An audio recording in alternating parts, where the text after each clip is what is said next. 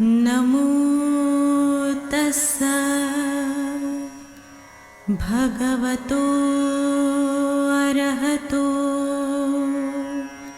सम्मा संबुद्धस्सा। बुद्ध और उनका धम्म बाबा साहेब डॉक्टर अम्बेडकर द्वारा रचित कालजयी पुस्तकों के इस रचना संसार में आपका स्वागत है। आप जानते हैं कि इस समय हम लोग बाबा साहेब डॉक्टर अम्बेडकर द्वारा मूल रूप से अंग्रेजी में रचित ग्रंथ बुद्ध एंड हिज धम्मा, इसका ये हिंदी अनुवाद आप तक पहुंचा रहे हैं। और ये जो हिंदी अनुवाद है, ये हिंदी अनुवाद भदंत डॉक्टर आनंद कौशल्यायन जी का है। तो आइए इस कड़ी में आगे बढ़ते हैं। आपको याद दिला दें कि इस समय हम बुद्ध और उनका धम्म के जिस अध्याय पर है, वो अध्याय तृतीय कांड के प्रथम भाग का ये तीसरा अध्याय है। और इस तीसरे अध्याय का शीर्षक बाबा साहेब ने लिखा है, बुद्ध ने अपने शासन काल के लिए किसी प्रकार की अपौरुषेयता का दावा नहीं किया। उनका धम्म मनुष्यों के लिए एक मनुष्य द्वारा आविष्कृत धम्म था, ये अपौरुषेय नहीं था।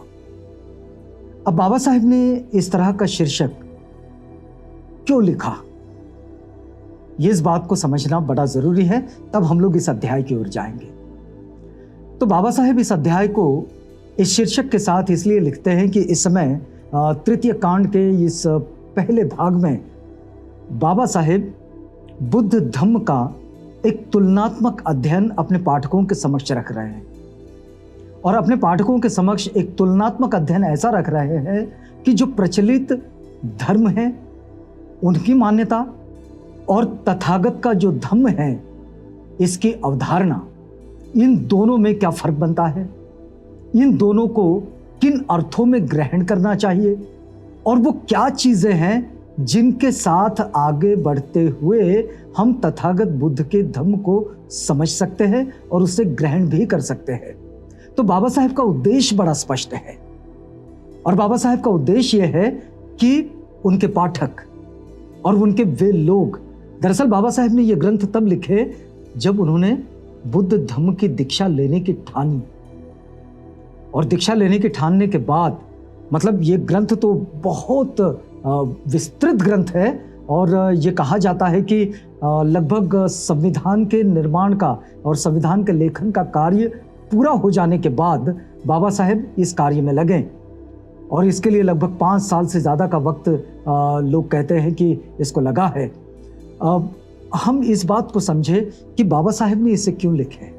तो बाबा साहेब ने इसे लिखे जब उन्होंने 14 अक्टूबर 1956 को दीक्षा दी। तो जो दीक्षा देता है वो शिक्षा भी देता है। तो देखिए, जब सबसे पहले तथागत बुद्ध ने धम्म का आविष्कार किया, जब उन्होंने खोज निकाला कि ये जो स्वाभाविक प्रवृत्तियां हैं, ये प्रवृत्तियां कैसे जन्म ग्रहण करती है, इसकी बात को, इस गोपनीयता को, इस रहस्य को तथागत ने खोज कर निकाले। अब खोज कर निकाले, और उन्होंने जब पहली बार उन 5 परिव्राजकों को बुद्ध धम्म, अपना धम्म बताए, अपना धम्म उनके समक्ष उघाड़ दिए, तब उन्होंने उन्हें शिक्षा भी दी, उन्हें सिखाए भी।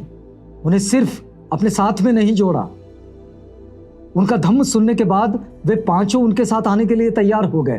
तथागत ने कह भी दिया, ए ही भिक्खु वे। लेकिन उसके बाद भी उनका प्रशिक्षण हुआ, उनको शिक्षाएं दी।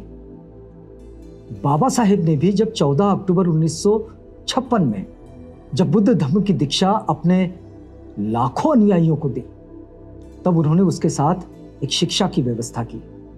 और ये बिल्कुल सत्य है, जो दीक्षा देता है वो शिक्षा की व्यवस्था भी करता है।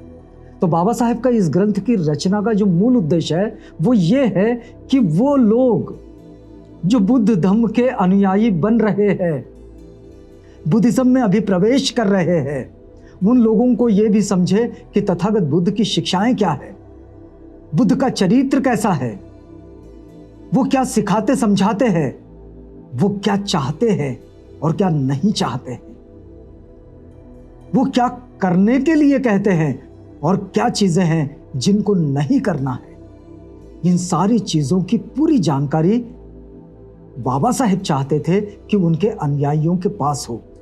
और इसलिए उस वक्त ये जो प्रचलित मान्यताएं थे, और उस वक्त क्या अब भी बहुत सारी प्रचलित मान्यताएं हैं धर्मों के विषय में, धर्मों के संस्थापकों के विषय में, धर्मों की शिक्षाओं के विषय में, तो ये सारी जानकारियां पूरी तरह से उन लोगों को पता हो, वे जानते हो और वे समझ चुके हो। इसलिए उनके लिए इस ग्रंथ की रचना बाबा साहेब ने की है। और इसी परिप्रेक्ष्य में यह शीर्षक है।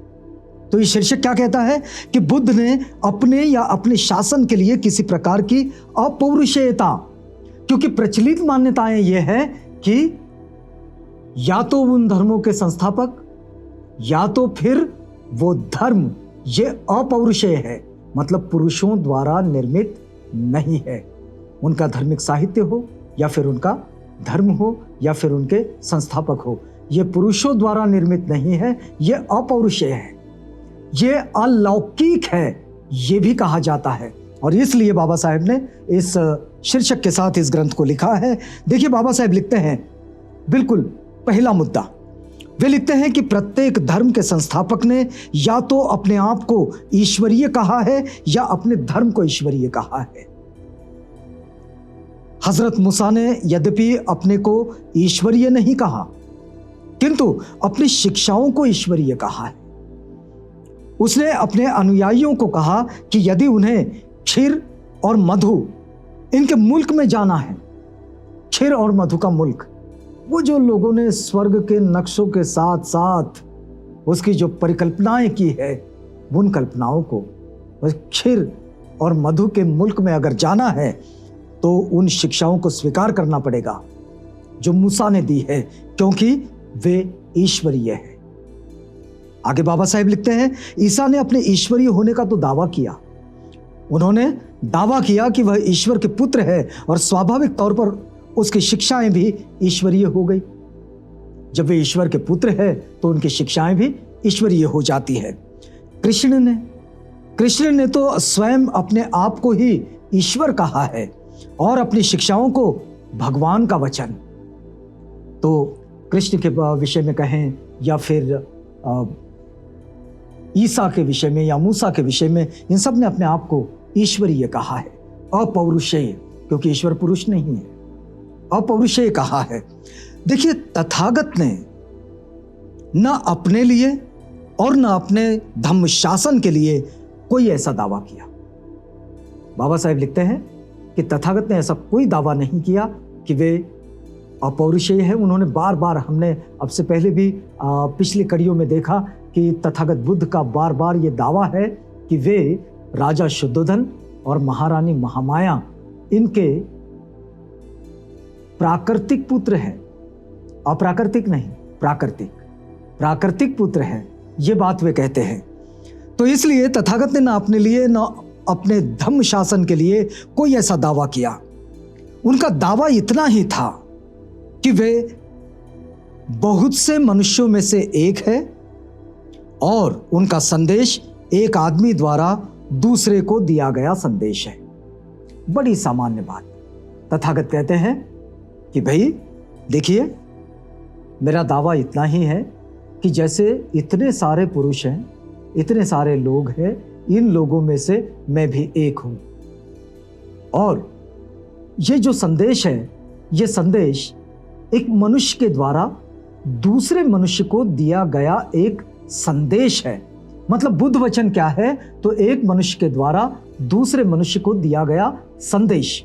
एक मनुष्य जिसने जीवन के उत्थान को पा लिया है, जो मनुष्य के उन्नति की, उसके जीवन के उन्नति की जो अत्युच्च सीमा हो सकती है, उस सीमा पर वो पहुंच चुका है।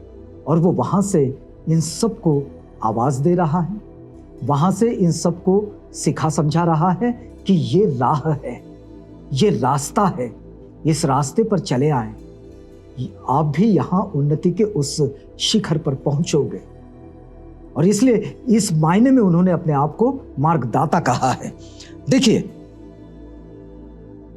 उनका दावा बस इतना ही था कि जहां तक उन्होंने समझा है उनका पथ मुक्ति का सत्य मार्ग है। उनका जो दावा है वो ये है कि उनका जो रास्ता है वो सत्य का रास्ता है, और उन्होंने ये दावा भी नहीं किया कि उनकी बात गलत हो ही नहीं सकती। तथागत ने ये कभी दावा नहीं किया कि उनकी बात गलत हो ही नहीं सकती। उन्होंने अपने अनुयायियों को भले ही ये सिखाया कि मैं कहता हूं इसलिए तो किसी बात को मानने की जरूरत ही नहीं है। मैं जो कह रहा हूं इसका परीक्षण करो, इसको कसो, कसौटी पे, अपने बुद्धि के, अपने तर्क की कसौटी पर कसो। खरी उतरे तो स्वीकारो, नहीं तो कोई जरूरत नहीं। और इसलिए अब देखिए आगे बाबा साहब क्या लिखते हैं। इसका आधार संसार भर के मनुष्यों के जीवन का व्यापक अनुभव है। तथागत कहते हैं कि ये संसार भर में जितने भी मनुष्य हैं उनके जीवन का जो एक समग्र और एक बड़ा अनुभव है, बस वो ही तथागत का धम्म है। उन्होंने कहा कि हर किसी को इस बात की स्वतंत्रता है कि वो इसके बारे में प्रश्न पूछे। तथागत ने कहा कि मैं जो कह रहा हूं इसके बारे में प्रश्न पूछे, परीक्षण करें और देखे कि यह सन्मार्ग है भी या नहीं। अगर नहीं है तो छोड़ दे, है तो चलने की कोशिश करें, अगर कहीं नहीं पहुंचते तो चलना बंद करें। धर्म के किसी भी दूसरे संस्थापक ने अपने धर्म को इस प्रकार का परीक्षण की कसौटी पर कसने का खुला चैलेंज कभी नहीं दिया। और तथागत के जो सीख है, वो जो सिखाते हैं, वो बात यहीं पर सबसे बड़ी हो जाती है कि संसार के किसी भी धर्म के संस्थापक ने इस बात की अनुमति अपने अनुयायियों को, अपने मानने वालों को, अपने चाहने वालों को कभी नहीं दी कि वे धर्म की चिकित्सा करें, उसको खोजे, उस पर सवाल उठाए। ये कभी नहीं कहा। ये बात और सिर्फ तथागत ने कही, और उन्होंने सीधा आह्वान किया कि जो मैं कह रहा हूं उसे ऐसा का ऐसा ही मानने की जरूरत नहीं है, उसे वैसा का वैसा न माने, उसका जांच करें, उसका परीक्षण करें, उसको अपनी बुद्धि की कसौटी पर कसें, खरा उतरे तो अपने साथ रखें, नहीं तो कोई जरूरत नहीं। ये वक्त पूरा होता है, हमें यहां पर रुकना होगा। रुकते हैं इस वादे के साथ कि अगली कड़ी में आपसे पुनः मुलाकात होगी, जब हम इसी बात को आगे बढ़ाएंगे। तो तब तक के लिए हमें इजाजत दीजिएगा।